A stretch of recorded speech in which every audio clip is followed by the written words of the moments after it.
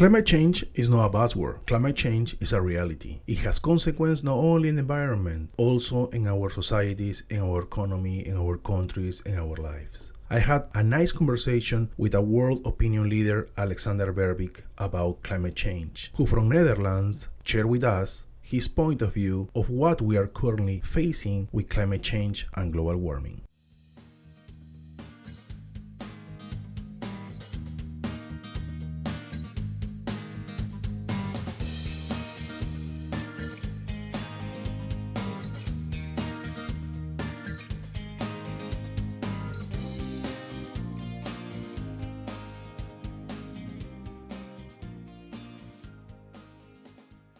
Well, as I mentioned in the intro, I am here with Alexander Verbeek in One Connection, Boston, or in Netherlands. Alexander, thank you for your time, and really I appreciate your kindness to accept this interview. How are you? Yeah, I'm fine. Hi, JC. Good to be in your podcast. Oh, thank you so much. Thank you for your time. Alex, I have 4 questions for you. And my first question about the climate change is, does climate change go beyond global warming and pollution? Yeah, I think there's some confusion on all the terms of, you hear global warming, you hear climate change, you hear other people talking about the weather that is changing. Mm-hmm. Well, the easiest one is the weather. The weather is always changing. The weather is just, what it feels like now outside. And it can easily be 5 degrees warmer tomorrow, and that's nothing to worry about. It has always been like that. Mm-hmm. The global warming is that because of a number of reasons, but mainly because we're burning so much fossil fuels by, driving in your car and flying a plane, etc., that we produce a lot of CO2 and some other greenhouse gases, and they are, like a greenhouse. They are sitting high up in the atmosphere. Exactly. And they trap the energy that comes in. So the whole planet is getting warmer. Mm-hmm. Now, climate change is a whole lot of phenomena together. So it is global warming is part of the changing climate. So one of the things that the whole globe is getting warmer. It doesn't mean that everywhere it is getting warmer at the same time. So let's say in the Arctic region, it goes at least twice as fast, if not more. That's why you hear so much about the melting of the Arctic, etc. But climate change is also that we really get weird weather. We get a lot of chaos. We get like more severe hurricanes. You get longer and more severe droughts. If you look, so if you stay in America, let's say if you look at, I mentioned the hurricanes, but also let's say the droughts in California. I mean, that is clearly related to climate change. And we're now only at the beginning of climate change. We've now only seen 1 degree Celsius, so let's say there's roughly about 2 degrees Fahrenheit warming worldwide. And at the end of this century, there will be 4 degrees Celsius, which is going much more if we stay on the present track. And that will dramatically change our lives on this planet. Yeah. And so we have to do everything we can to avoid that. Right. But in that case, something that was very interesting that to me, Alex, is the thing that you mentioned right now, but how this climate change have consequence in the society. For example, this specific girl that you talk about in Malawi, this is very, very particular. And I thought, how many people have this kind of situation about the effect, the consequence that have climate change, right? Yeah, let me explain that example. This is a project of a number of journalists and researchers in Southern Africa that are, it's called Children Under the Sun, that are documenting how climate change on the ground is changing the lives of girls in Africa. And to give this specific example, and this is, I'm referring here to an article on The Guardian that was specifically about this girl who's called Natanya. She's a girl of 13 in a family of 5. She has 2 older sisters and 2 younger siblings. It's a poor family in Malawi, and because of the extreme rainfall and flooding, in a way that you didn't have or that you hardly had before climate change, the land of the parents was washed away. The parents are left without an income, just like all kinds of other families.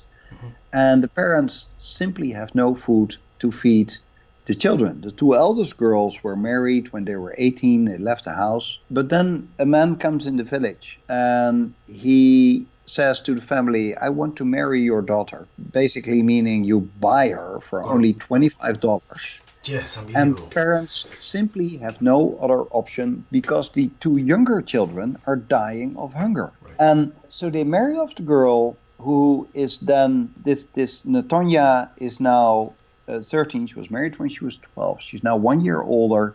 She has her first child on her lap. Statistically, we know that girls in this situation will on average get more than 5 children. It's on average something like 5.2 or something. That's well researched. Whereas you know that, and she can no longer go to school.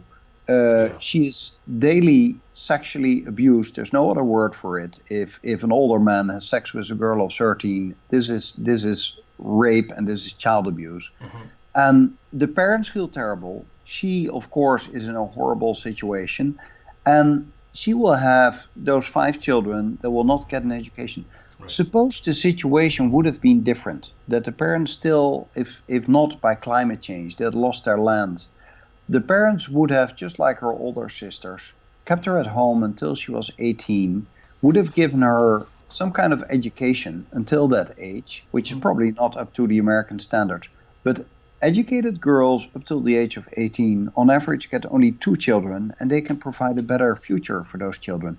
So this is the climate change story that you don't hear. You know, people are complaining that they can't go skiing in Aspen anymore, or that maybe it gets so hot in the summer. This is the ugly face of climate change, and we talk about millions and millions of children and vulnerable people all over the world that are daily affected by climate change. For them, it's already a reality, a daily reality. This example that you mentioned right now, that the people complain because in Aspen, or the ski places are melting, or some lands are very dry. It's like it's nothing comparing with the consequence that you mentioned about this young lady.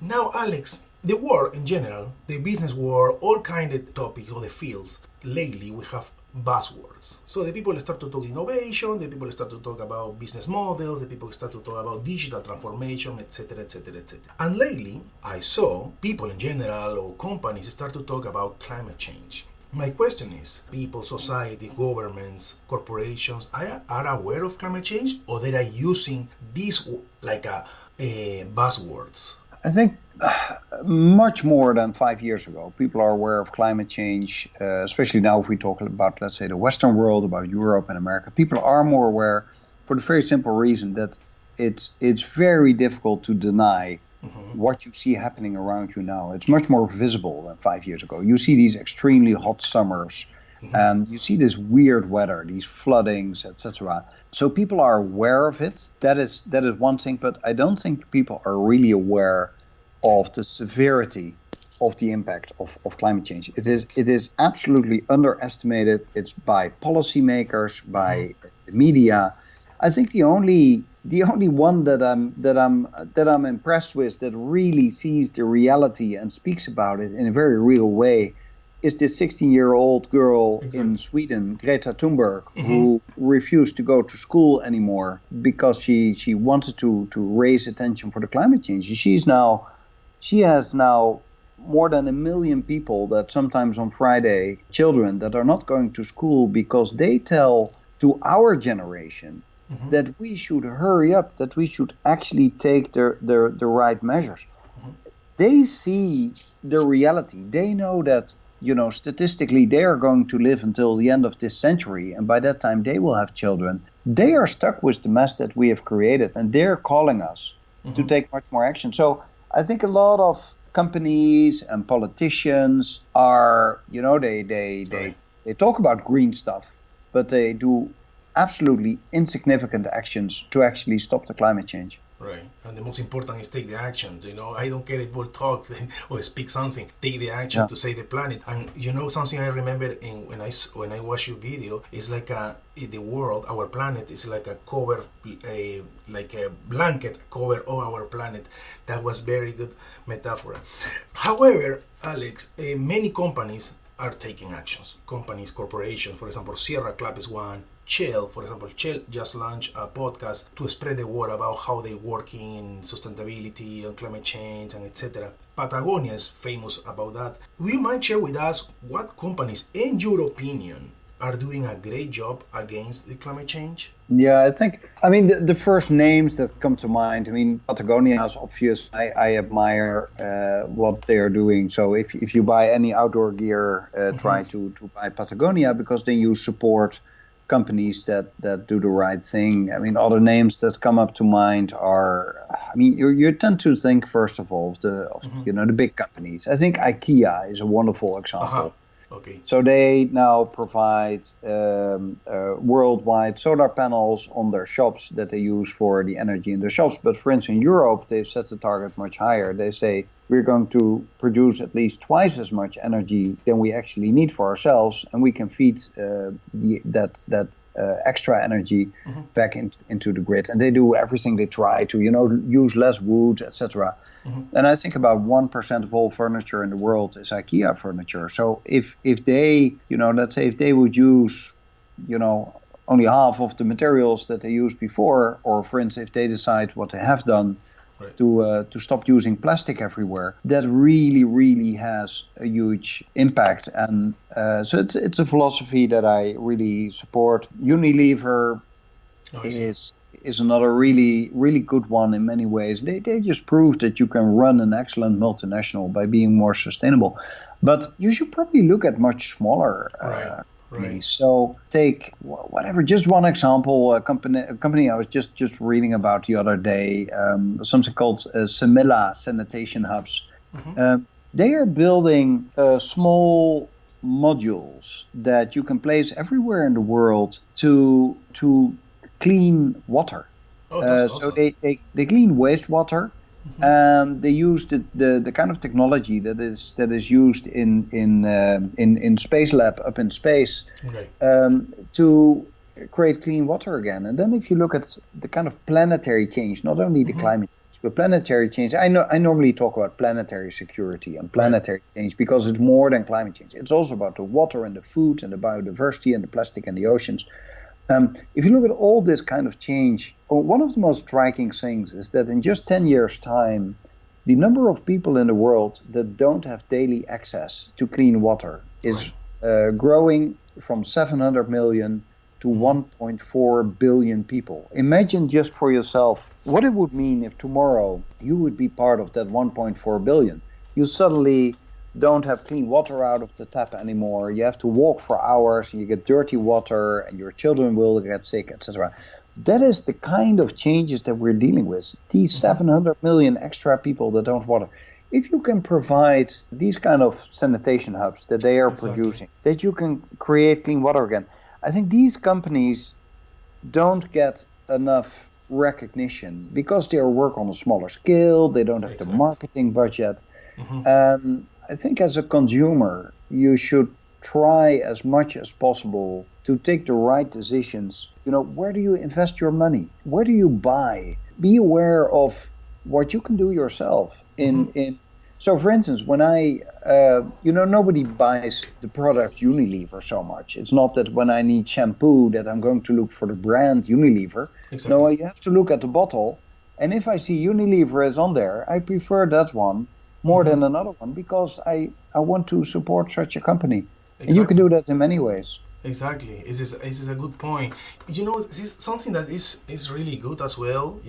Many companies here, for example, small companies, I saw here in Boston or in United States and Latin America, some small companies or startups, they are focusing green environment, are doing a great job as well. So it's something that I learned from one teacher in MIT. He told me one day, even the small step or even the small article or a small tweet can help to spread the word and create more awareness.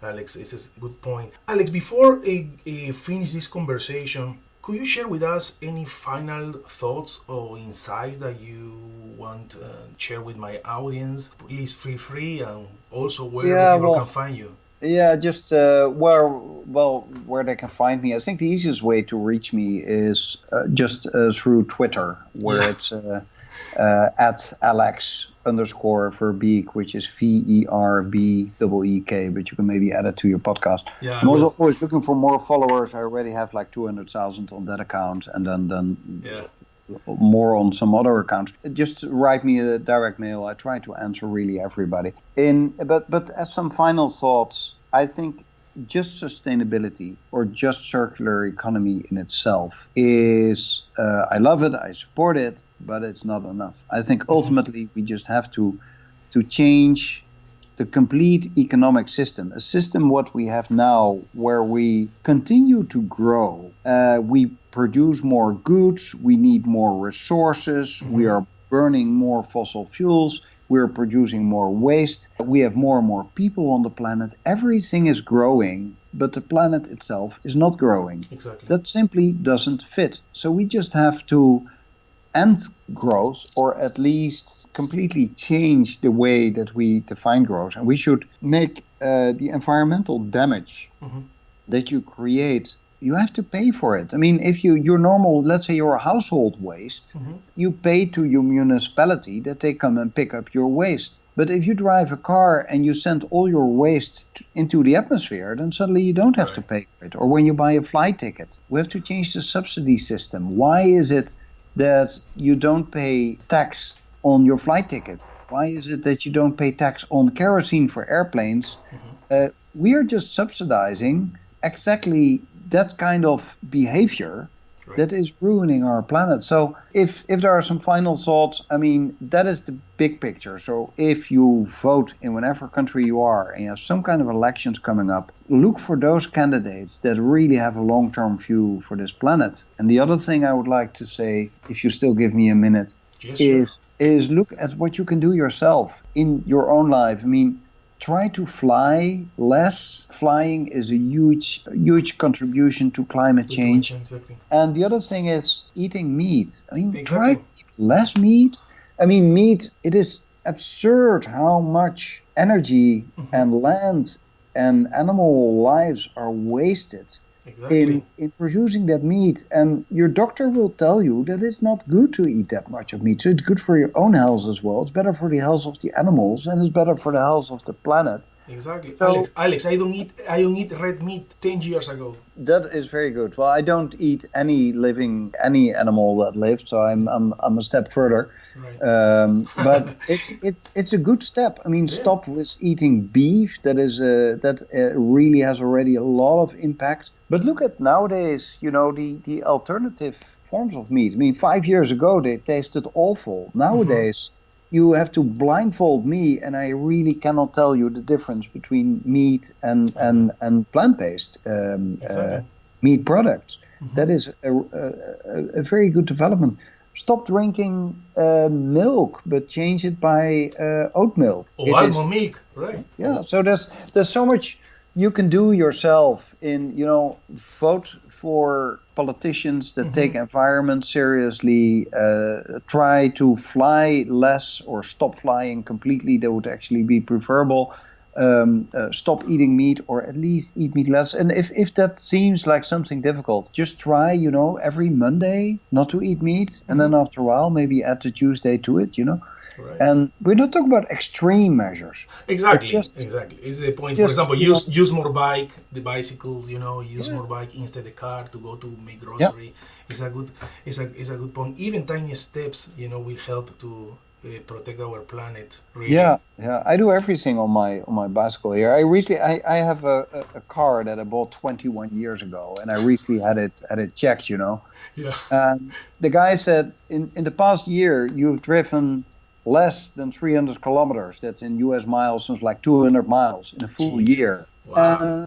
I do everything with public transport, and I do everything by bicycle. I still fly. I try to fly as little as possible, but in my job, it's really hard not to do it.